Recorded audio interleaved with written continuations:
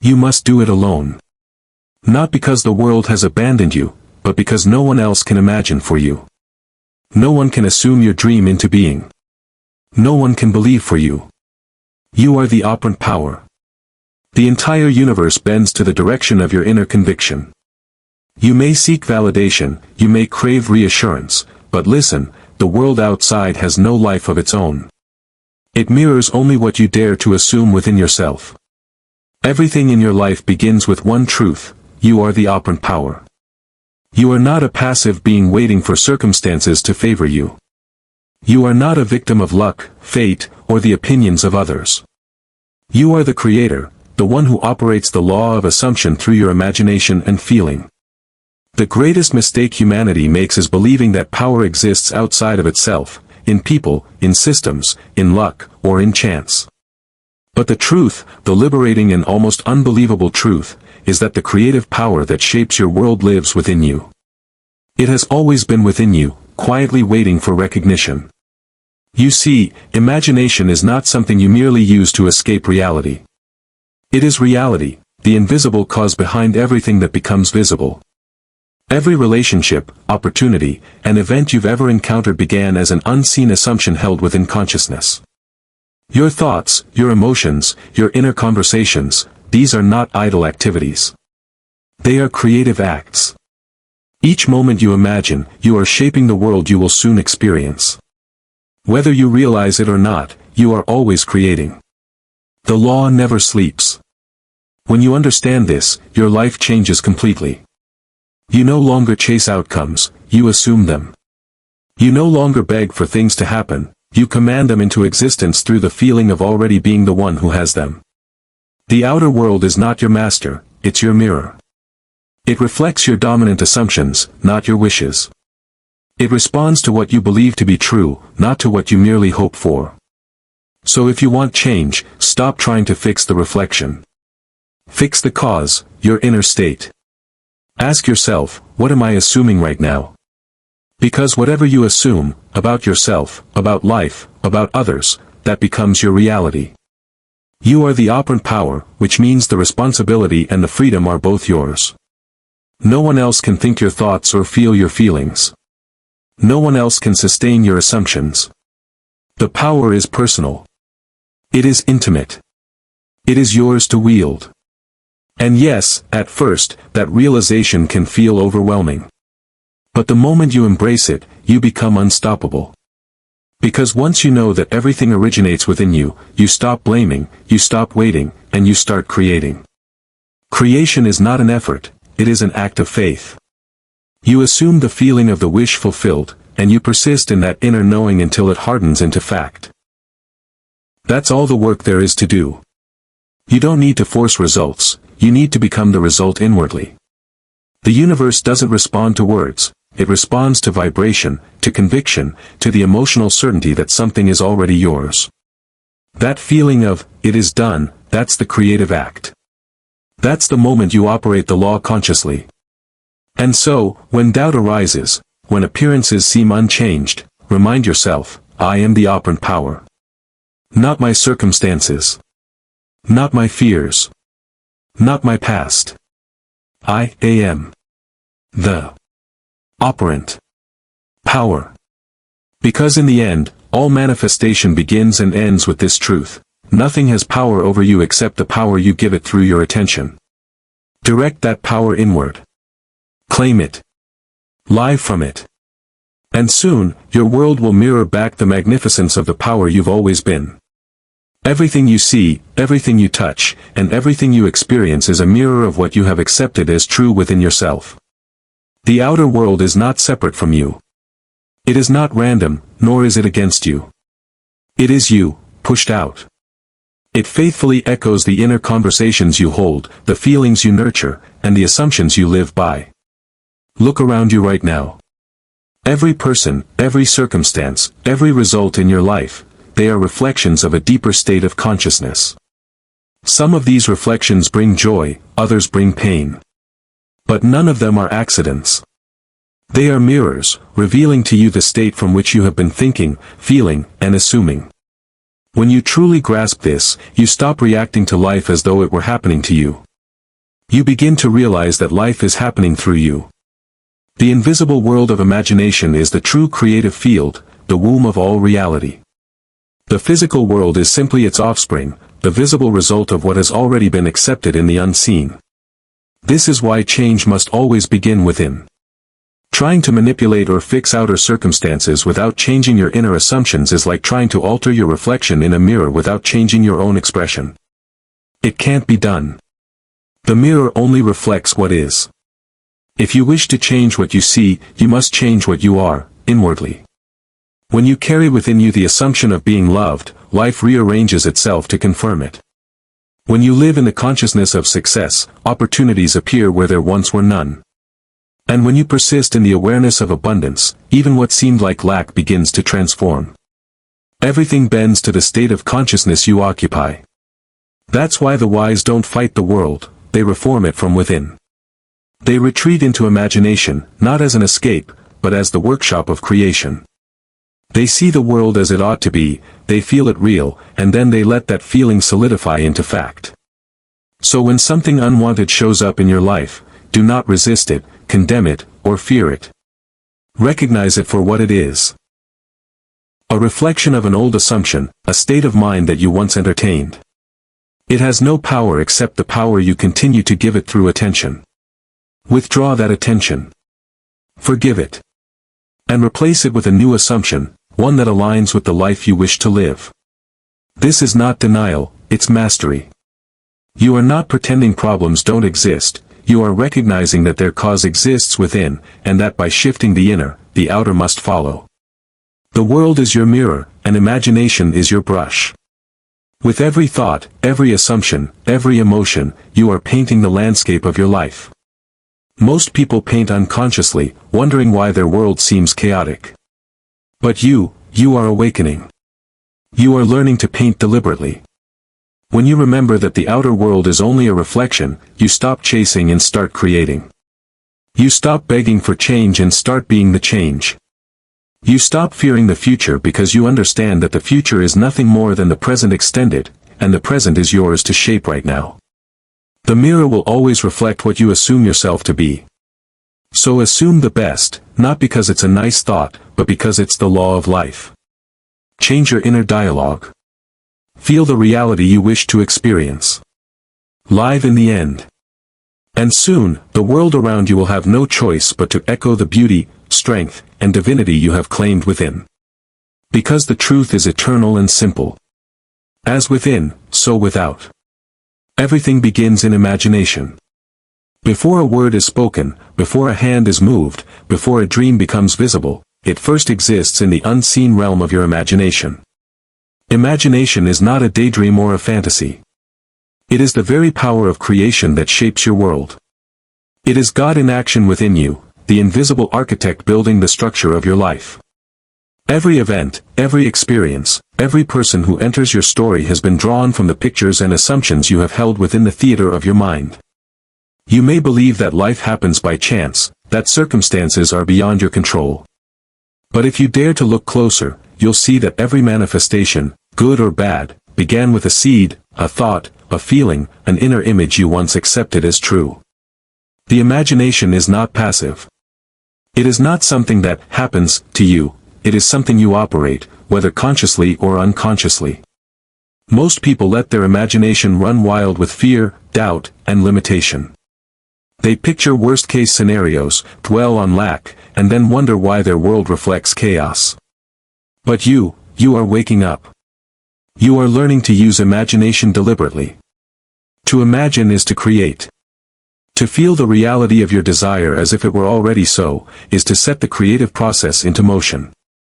You are not waiting for something to happen, you are causing it to happen through the inner act of assumption.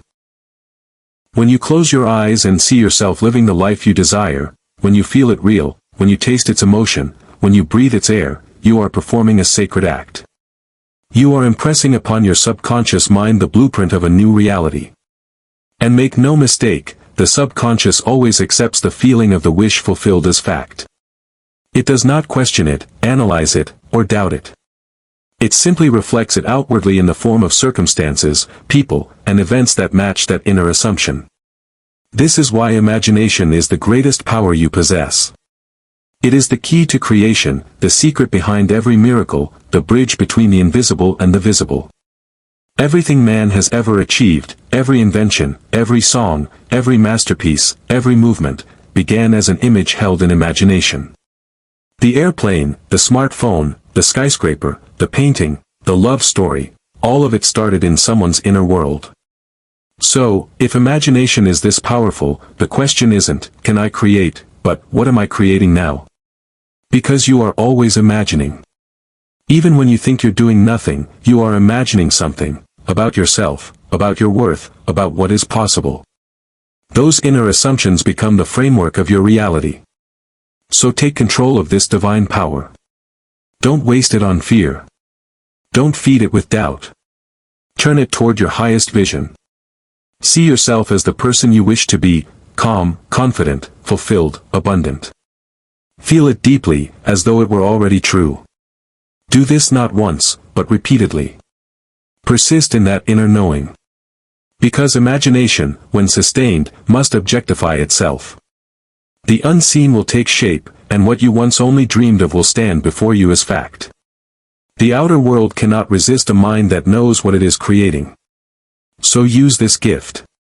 Use it consciously. Imagination is not make-believe, it makes reality. When you finally grasp this truth, you stop waiting for miracles and start becoming the miracle itself. For imagination is not something you have, it is what you are. It is the very essence of creation, expressing itself through you. And once you learn to live from that awareness, nothing will ever be impossible again.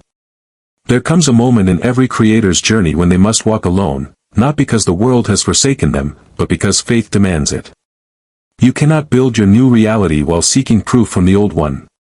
You cannot step into a new state of being while constantly looking outward for confirmation. The law of life is simple, you must believe before you see. Faith is the bridge between the unseen and the seen. It is the quiet confidence that what you have assumed in imagination already exists, even if the outer world has not yet reflected it. To live by faith means to walk as though the unseen were already visible, to act from the conviction that your desire is already fulfilled. But here lies the test, the world will not validate you immediately. It will often show you the exact opposite of what you have imagined. You will look for evidence, and instead, you will see delay. You will expect movement, and instead, you will encounter silence. And in that silence, in that sacred stillness, you will be asked a question, do you still believe? Most people surrender at that point. They let appearances dictate their faith. They look to others for reassurance, to circumstances for proof, and when the world fails to agree with their assumption, they fall back into doubt. But those who understand the law, those who know that imagination creates reality, they persist. They refuse to seek validation from the world, because they know that the world itself is only a reflection of belief. Faith is not blind hope. It is not wishful thinking. Faith is inner certainty, the unwavering knowing that what you have imagined is already yours. It is the awareness that the seed has already been planted, and that in due season, it must bear fruit. You do not need to convince anyone else. You do not need to explain your vision, your dream, or your assumption. The truth does not need witnesses. It only needs your steadfast belief. When you stop chasing validation, you begin to access true creative power. You no longer depend on others to tell you who you are or what you can achieve. You become self-sustained, rooted in your inner knowing. This is why faith is often lonely, because it requires silence. It asks you to turn away from the noise of the world and trust the whisper within. It asks you to feel the reality of your desire before any evidence appears. And that is the moment when transformation begins, when you can feel rich while your bank account is empty, when you can feel loved before anyone says the words, when you can feel successful even while the world doubts you. That feeling is creation in motion. Because the law is absolute, what you feel as true, persists until it becomes fact. So the question is not whether the world believes in you, it's whether you believe in yourself. You must replace the need for validation with the certainty of faith. When doubt rises, return to your inner vision. When fear speaks, silence it with the knowing that creation is finished, that what you seek already exists in imagination. The world will eventually confirm your faith. It has no choice. But it will do so only after you have stopped needing it to. Walk by faith, not by sight. Trust the unseen. Stand firm in your assumption. Because the day you no longer seek validation, the world begins to validate you in ways you could never have imagined. For that is the paradox of creation. The moment you believe without proof, proof arrives. Creation is finished, but realization takes persistence. Every assumption, once felt as true, contains within it the seed of manifestation. Yet just as a seed takes time to break through the soil, so too does your assumption need your faith and persistence to break through into the visible world. Most people give up too soon. They plant the seed, and when they don't see instant results, they dig it up again to check if it's growing.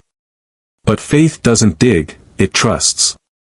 It knows that the invisible work is being done, that unseen forces are aligning, that the inner image will soon take shape. Persistence is the bridge between imagination and manifestation. It is the refusal to surrender your inner conviction to outer appearances. It is standing firm in your chosen state, no matter how stubborn the world seems to be. You may look around and see no evidence that your desire is coming to pass. The world may look exactly the same as before. But understand this, the moment you assumed your desire to be real, creation was complete. What follows is only the natural unfolding of that inner cause into outer form. Persistence is not struggle. It's not forcing or pushing against circumstances.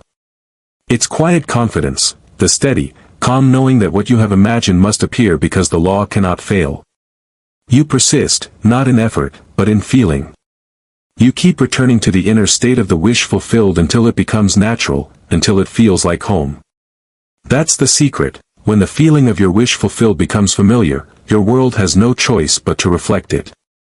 Do not let temporary appearances deceive you. The outer world is slow to move because it is a shadow, and shadows always lag behind their source. You are the source. Your imagination, your assumption, your belief, these move first. The world follows after. So when doubt arises, do not feed it. When fear whispers, "It's not working," answer silently, "It is done." When the world contradicts your desire, persist in knowing that reality must yield to your sustained assumption. You are not waiting for your manifestation. You are becoming it through persistence. Each time you return to your inner state, you are watering the seed of creation. Each time you feel it real despite appearances, you are strengthening the bridge between the invisible and the visible. Persistence turns desire into conviction, and conviction turns imagination into reality. And yes, there will be moments of doubt. There will be days when your senses scream that nothing has changed. But that is precisely when persistence matters most, because that's when faith is tested and strengthened.